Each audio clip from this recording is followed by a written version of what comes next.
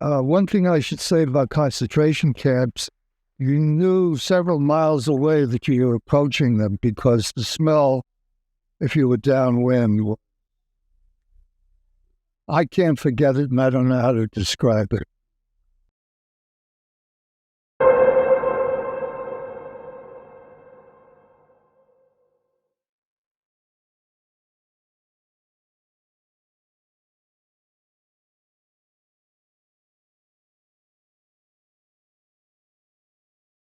Hi, I'm Joe Guidell. I'm here with U.S. Army veteran Jay Wenk, and he's here to tell us about his experiences in opening up a concentration camp during World War II. Jay, what year were you born? 1926. 1926. Would you mind telling us about some of your experiences during the Second World War? Yes, I'd be happy to share. I was in the Army Infantry, specifically the 90th Infantry Division, that was part of Patrick's Third Army. We fought our way across Belgium, Germany, and into Czechoslovakia. We were near Prague when the war ended. But early on in Germany, our regiment, I was there, we came across Buchenwald, the concentration camp, and we opened it up. One thing I should say about concentration camps, you knew several miles away that you were approaching them because the smell, if you were downwind, I can't forget it and I don't know how to describe it. Anyway, we opened the camp up. There were survivors and there were a lot of dead bodies. And frankly, many, if not most, of the survivors looked worse than the dead bodies on the ground. I mean, they were like, scary movies, Yes. The Night of the Demons or whatever it is. There are these skeletal people with knobs where there are joints and with looks on their faces that are out of this world. And in any event, so we opened up the camp. We didn't stay there because we kept moving on. And then about 4 weeks later, we came to Dachau, and we opened up that camp. I recall that after we had opened the gates and we had called for ambulances and all the supply, the troops and people, some of my brothers and I were in town, what was left of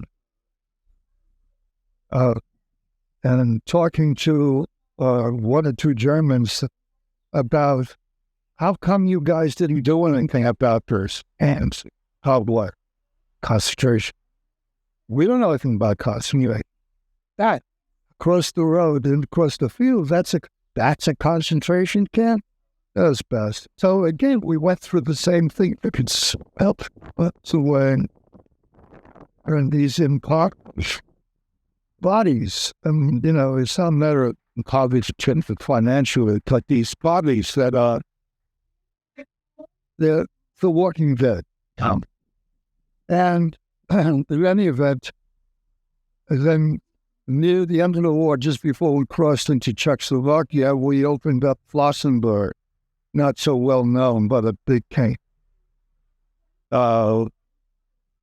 I'm told that's where Admiral Canaris was tortured and killed, as he was discovered to be working for the Allies near the end of the war. And of course, these things are burnt into my mind. And I wanted to say that shortly after the war ended, and we in the American zone had created what we call DP camps, a displaced persons camp. That was the term for the people that had been sucked up by the Nazis all over Europe and put to work to death, and some just straight to death in the various camps. There were work camps and there were execution camps. And of course, in a work camp, people didn't last very long anyway. But and so in any event, all of these people that had now been nourished to a great extent, and clothed and had medical treatment. And by the way, in those days, DDT was thrown around like it was sugar or baking powder outside. It was not known how dangerous it was. The effects. And the DPs, they had this stuff shoveled down the backs and the fronts of their clothing. And it's just have a DDT bar. It's awful. However, I remember that so many of the survivors who were in the DP camps, and by the way, one of the purposes of the camps was to provide information about friends and family that may have wound up at some other camps, maybe in the British zone or the French zone. We didn't have any contact with the Russian zone. And there were bulletin boards posted in these camps where the names of people were found, or maybe dead, were listed. And the DPs, reformed slaves, were clustered around these bulletin boards, constantly looking at news, and family, friends, children. And I'm a devout anti-war activist, civil rights activist, blah, blah, blah. Well, Jay, thank you so much. My pleasure.